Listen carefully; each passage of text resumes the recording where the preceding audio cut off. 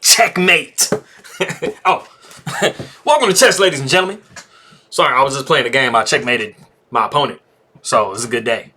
All right, so I have the round 3 game between Alexander Grischuk and Wesley So. As always, my people in the Philippines, Magandang umaga, kamusta na mabuhay, ingat lagi, masaya kang makinig kang muli.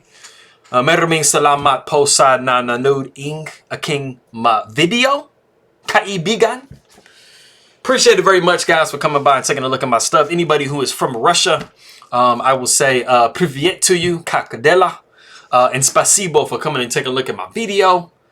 And as always, I have, you know, the languages, the rest of the languages for you, you know, in the Philippines and stuff like that at the end of the video. But if you guys are ready to go, let's take a look and see what we have for this game. All right, so we got e4, e5, knight comes to f3, we got knight to c6, bishop to b5, knight to f6, and we do have the Berlin. So yes, it is notoriously drawn, but it's not always so. Sometimes there's some life in it. You never know.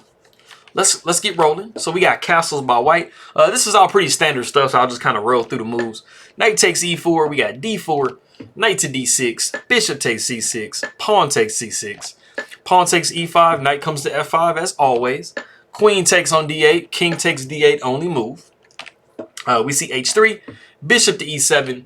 We have rook to d1 with check, and then we have king to e8. So we have a slight, variation from what we probably normally see.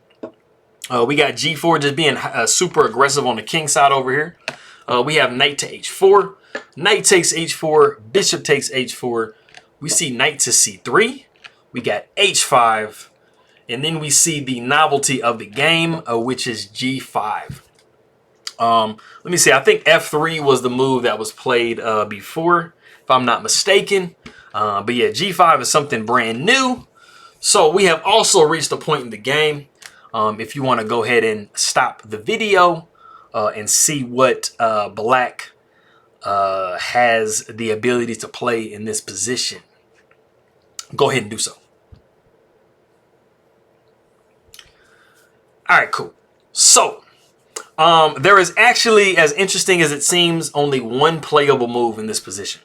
And so if any of you guys turned into Yasser Seirawan and decided to go pawn grubbing, that would actually be a horrible trap that you fell into.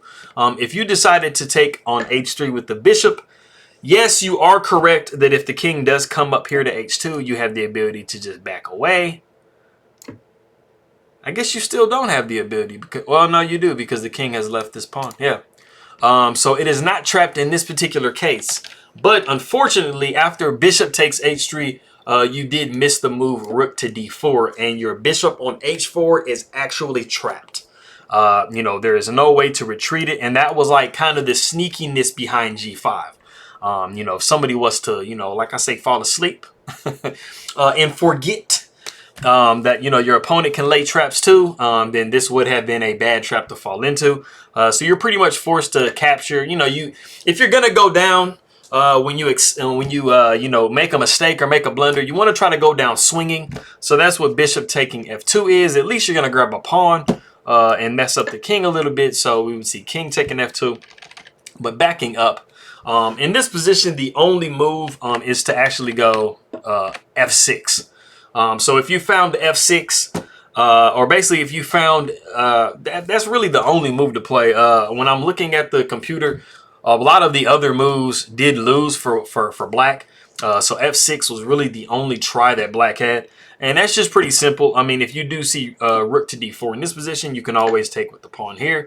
And the bishop is defended. So that kind of allows you to escape that particular threat. And then it actually makes bishop taking h3 live. That makes it, a possibility there. So, but like I said, we did see f6. We got pawn takes f6. We have pawn takes f6, and then we have knight to e4. So we have pawn takes g5, bishop takes g5, bishop takes g5. Then we have knight takes g5. So we have king down to e7. We have rook to e1 with check. We have knight to f6. Knight comes down to e4 with check. King comes to f7. Knight goes back to g5 with check. We have king to f6. We got knight to e4. King to f7. We have knight to g5 with check. And then we have king to f6. And yes, I tried to make it seem like it wasn't a draw, but we do have a draw by threefold repetition. So that is actually what they did in this round. There really isn't a lot of difference that you can actually have in the position. If I was to back up a little bit and to kind of give you guys like a sample variation, if we decided to not go into the draw, there might be like a small amount of life, maybe like a small heartbeat in the position. After this, black does have the ability to go king to g6, and then we would see probably h4. You know, trying to put the pawn on an opposite colored square than the opponent's bishop.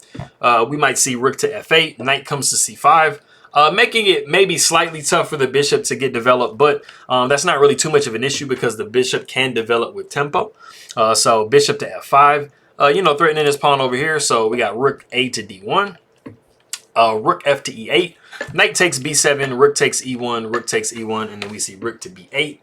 We're probably going to see something like this, and then after the rook takes, we're going to be taking here. So you're just kind of hoovering pawns everywhere. So, you know, like I said, you know, you definitely don't want to make this mistake here and fall into that. But probably not that bad of a deal. But, you know, like I said, it still says it's roughly equal. It's only maybe slightly better for black. So it just kind of stands to think, you know, if somebody has the ability to, you know, maybe make a mistake or, you know, kind of play a little bit better than your opponent, you know, kind of come to, you know, see what we have to offer. But that is that end of that game. So, yeah, it's kind of like a little miniature real quick. It's a pretty quick game. Unfortunately, when you see Berlins, I mean, a lot of the times, you know, you are going to get into a position where it is drawn. But with that being said, for all of my people in the Philippines, I got the rest of the languages here for you. Now, like I said before, I was doing really good with this. I think I can get about 10 or 11 of them without really having to struggle. It's coming a lot easier, and I think after the next probably 3 or 4 days, I'll probably have everything down. All right, so maayong buntag, mayad na agahan, nainbag na bigat, asentos ya kabasan, marhay na aga, buenos dias. I got maayong aga, mapia na uma, kapian kapa nu dios, mayap a abak, mayad na aga. I have mapia agay, and I have this is where it gets tough for me right now. I got farther than yesterday, but let me see. I know it's kapapita. It's either mayad kapapita, mapia kapapita. Yeah, mapia kapapita. Okay, so I had it. Okay, and then my big bukla. And I'll go ahead and before tomorrow, I'll add another one in the mix. So that'll be that. And, you know, for all my people that are Russian, spasibo for taking a look at my, my video here. I appreciate it very much. And I will catch you guys next time.